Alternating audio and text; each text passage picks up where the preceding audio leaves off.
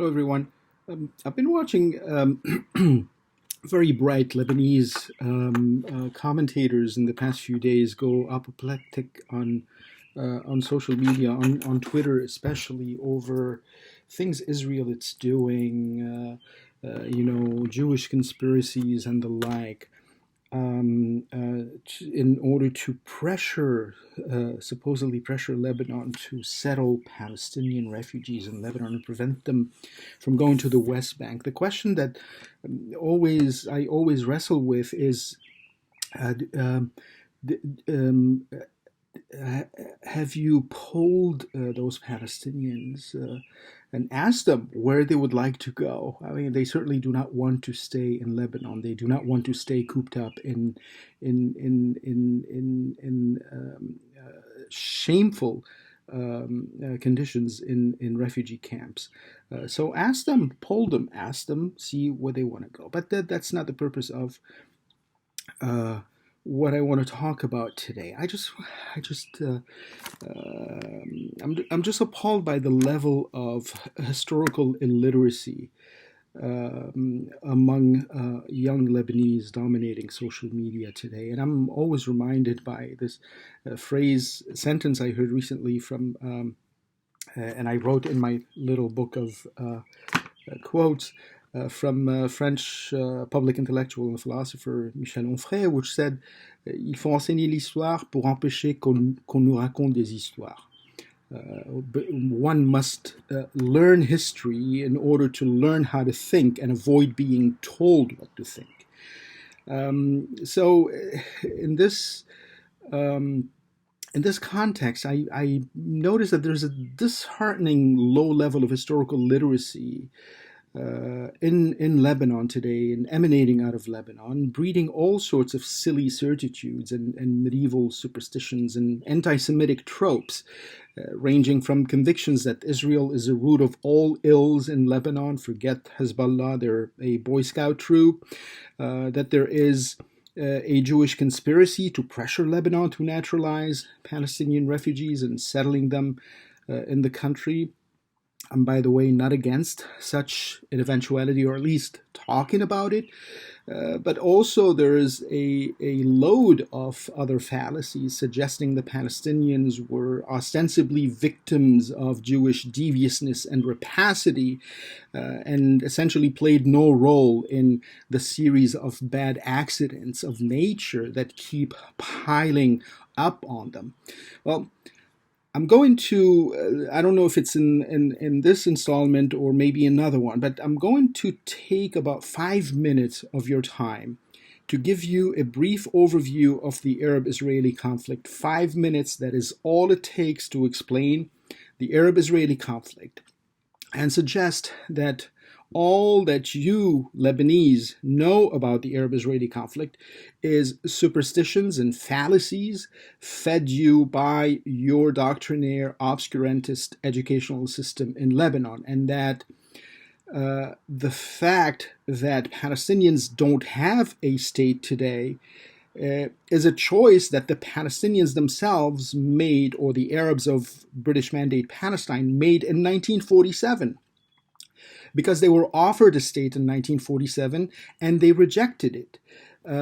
Because what they really want is not a state, but wither Israel. They want that Israel not exist. Otherwise, they could have had a state in 47, they could have had a state in 48, they could have had a state in 67, they could have a state yesterday, but they don't want a state. They want to wither Israel.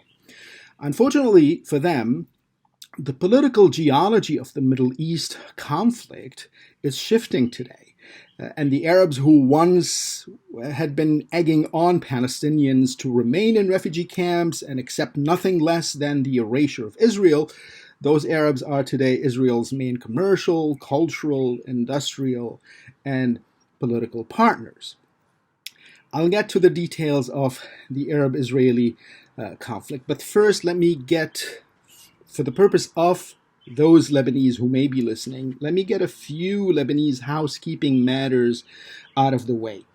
One, Lebanon, despite what the powers that be tell you today, Lebanon has never had a dispute with Israel. Let me repeat that. Lebanon has never, since its inception in 1920, has never had a dispute with Israel. 2. Lebanon has never participated in any of the Arabs' wars against Israel. Not in 1948, not in 1967, not in 1973, not ever. Again, let me repeat this in case you didn't hear it the first time. Lebanon has never participated in any of the Arabs' wars against Israel, period. 3. Lebanon has always had good relations with Israel. Officious relations, under the table, but it's always had good relations with Israel. Since the days of the Yishuv, Lebanon was also slated to become the first regional state to formalize peace with its Jewish neighbor. 4. Lebanon has never had any hang-ups about the Zionist project in Ottoman Palestine.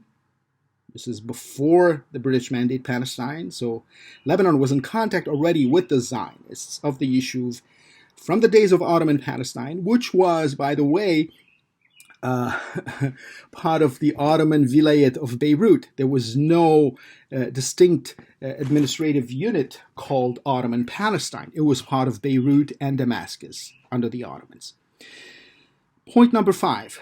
Lebanon coordinated with the Yishuv during the Mandate period, and Lebanon lobbied superpowers, France and Britain at the time, in support of the Zionist project in British Mandate Palestine, and in return for Zionist support for a greater Lebanon in the French mandatory area.